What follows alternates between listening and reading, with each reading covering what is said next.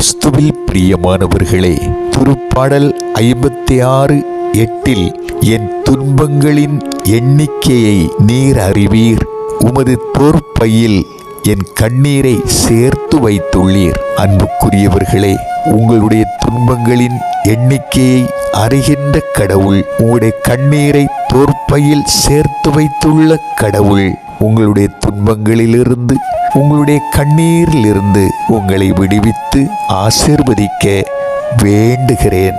இறைவன் அருள் புரிவாராக. ஆமென். என் கண்ணீரை என் ஆண்டவரின் தோற்பையிலே, என் கண்ணீரை என் ஆண்டவரின் தோற்பையிலே சேர்த்து